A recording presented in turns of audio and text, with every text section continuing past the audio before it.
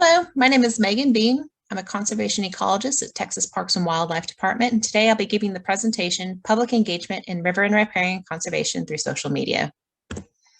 I'd like to first acknowledge my co-authors here at Parks and Wildlife, Sarah Robertson, Alana Hoffman, Tim Birdsong, and not pictured here, Preston Bean. We're all a part of the Habitat Conservation branch at Parks and Wildlife, spread across several different programs. So why social media? Well, the Habitat Conservation branch at Parks and Wildlife engages in a very diverse range of activities, including conservation, restoration, science, land management recommendations for landowners, all different kinds of things. And we wanted to provide that information to the public so they knew kind of the activities and management strategies that we like to promote. So for example, we share the best practices in watershed conservation that we give to landowners. We share about research projects that we both do at Parks and Wildlife and with university partners. We are getting the word out about the native aquatic fauna and riparian flora of the state. It's very diverse, and a lot of people don't realize that. We share management strategies for aquatic and riparian invasive species. We share information about the diverse kinds of rivers across the state. And we also really like to engage the public and let them know the river access, paddling, and angling opportunities that they can have. A very brief timeline of social media. Facebook was created in 2005, and at that time, only about 5% of adults were on social media. We created our Texas Rivers and Streams Facebook page in the June of 2013. And at that time, about 60% of adults were on social media. In December 2017, we launched our Texas Rivers and Stream Instagram page. And presently, we have 24,900 followers on Facebook and 43,400 followers on Instagram. At this time, about 72% of adults are on social media. And of those, about 70% check their social media accounts every day. So it's a really good way to get the information out to the public across both of these platforms. Here is our Facebook page if you'd like to go check it out. It's, again, the Texas Rivers and Streams. Here's some background demographic information for our Facebook page. It's about evenly split between men and women. We have a really broad age range represented from 18 to about 65 years old. And then I was really impressed looking at the geography of who are reaching across the state. Not only are we reaching these large metro areas, but if you drill down into the numbers for our page, we're also reaching some rural areas as well. So we have a very broad statewide reach. Here is our Instagram page if you'd like to go check it out. Again, it's Texas Rivers and Streams. And here's the breakdown for our Instagram demographics. We reach slightly more women than men. We also have a very good age range from 18 to over 65 years old, and also have a very good reach geographically across the state. So we didn't want to just provide some best practices of what's been working for us, which I'll share in a little bit, but we also wanted to take a more analytical approach to which posts have been more engaging and more effective in reaching the public. So to do that, we created a really large data set of over 1,800 posts. And to do that, Alana categorically described all of our posts. So we looked at our post in terms of, was it about fish or any other taxa group? So we categorized it by taxa group, by river system, by thematic topic like, is it a paddling trails post or an invasive species post or something that's targeting like fish species diversity in the state? And then we also notated the number of likes, comments, reach, engagement, shares, all those kind of things, again, for every single post. And with that, we had a very large data set it's been really informative for us to look at. And to look at that categorical nature of the data and kind of see where all these posts lay, we decided to do a multiple correspondence analysis. In each of these analyses, the dimension one, or that x-axis along the bottom, represents a gradient from people and river-focused content to taxa-focused content. Dimension 2 represents a gradient from management-focused content to recreation-focused content. We then correlated the metrics of engagement, like the reach and likes, comment, that kind of thing, with these dimensions. If we specifically look here at Facebook, our individual sample scores on dimension 1 were positively correlated with the number of likes and the number of comments. So the number in likes and comments increase as you move from people-focused posts to taxa-focused or research-related posts. If you look here for our Instagram analysis, individual sample scores on dimension 1, or again that x-axis, were positively correlated with the number of video views. And these video views increase as you move from taxa-focused to people and recreation-focused content.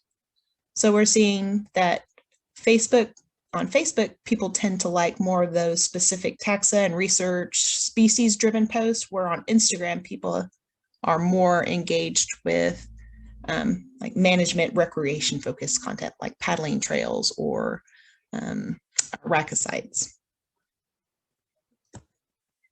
This is a look at posts that were shared on our Instagram platform to our Facebook platform. So they appeared on both of these social media platforms. Individual sample scores on dimension 1 were positively correlated with Instagram video views and negatively correlated with the number of Facebook likes. A similar pattern was seen on our separate Instagram and Facebook analysis. Facebook likes were greater for species-focused content, and Instagram views were greater for people and recreation-focused content.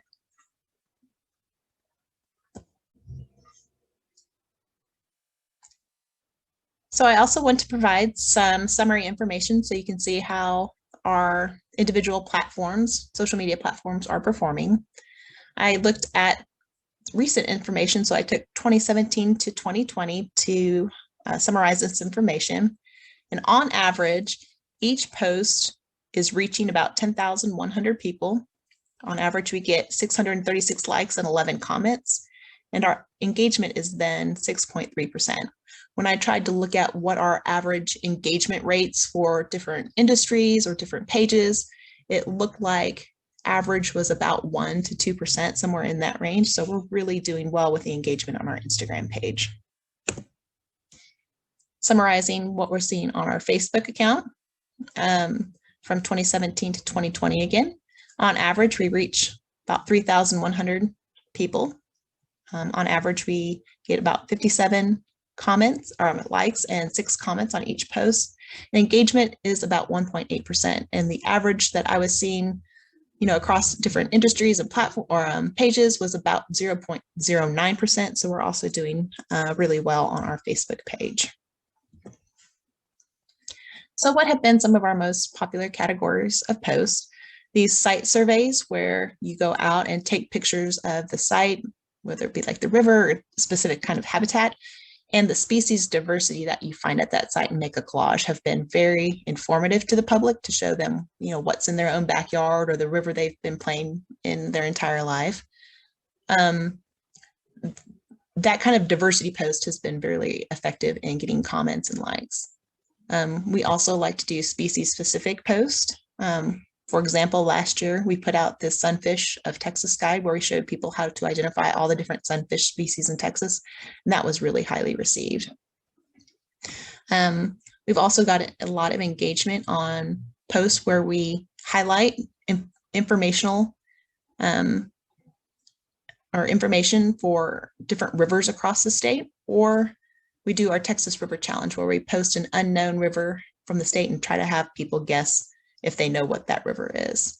So that's a good way to get people engaged.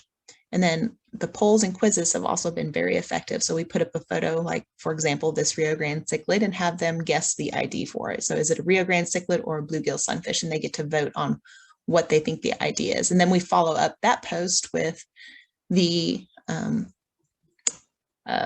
results of the poll.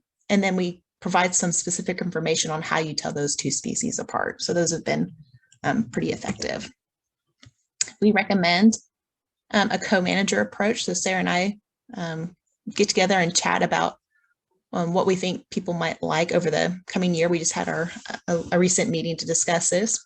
And then this gives us an opportunity to each share a different perspective and some different ideas of what might be cool content for the page. And it also reduces our load for any specific person to have to manage the entire thing by themselves. So we really like this co-manager approach. It's been a lot of fun. Use creative apps. There's Canva to create some really cool Instagram posts. Snapseed's a good one to modify pictures if you need to, like your brightness or your contrast or anything like that. Instagram layout is perfect for those species diversity collages, and you can use repost to repost as well.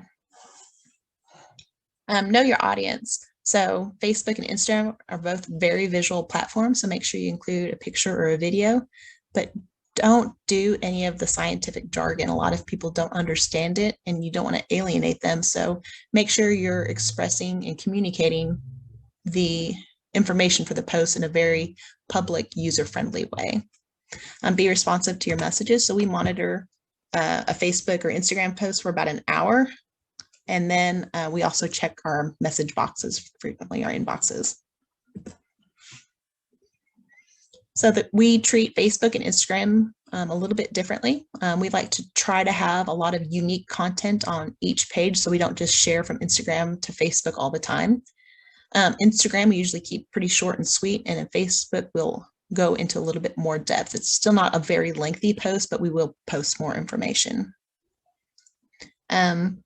Another thing that I would highly recommend is if you're coming up into like a busy field season or busy like report writing time or something like that, is to schedule your post. So on Facebook specifically, you can go in and say, over the next 3 weeks, go ahead and schedule these posts to be posted while, I'm not going to be able to. And so you still have content being posted to your page, even if you're busy. Take really, really good photos. So if you've ever been in the field with Sarah or myself, we are like constantly taking pictures.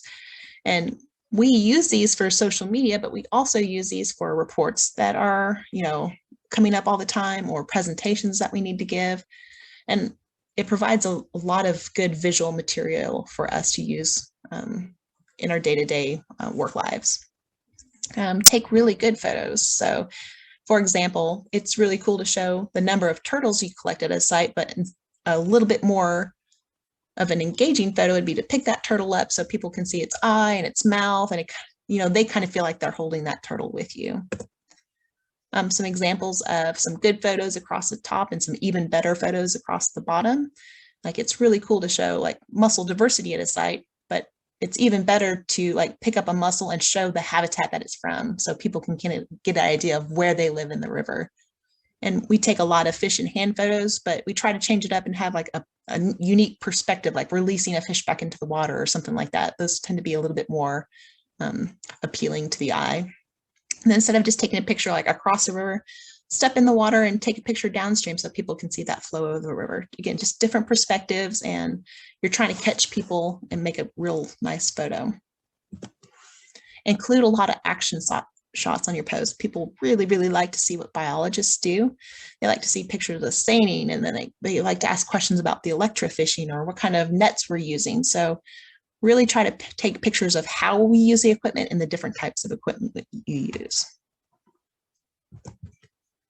Again, these species diversities posts are very, very popular. So don't just take pictures of the plant you're looking at or the species that you're looking at, but like take pictures of the frogs, the crayfish, the turtles, the snakes, the mussels. Give people an idea of how diverse these aquatic systems are.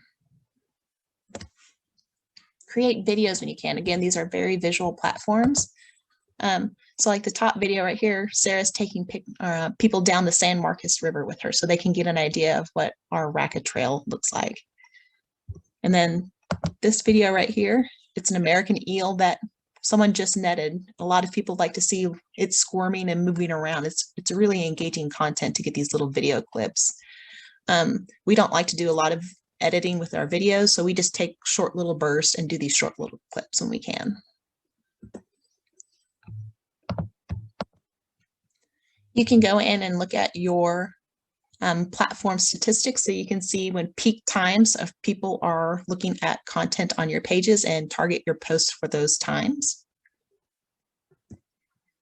And then I would say one of the coolest things that we've done is create a unique hashtag for our account. So we created Texas River Adventures for both Facebook and Instagram, but we use it more on our Instagram account.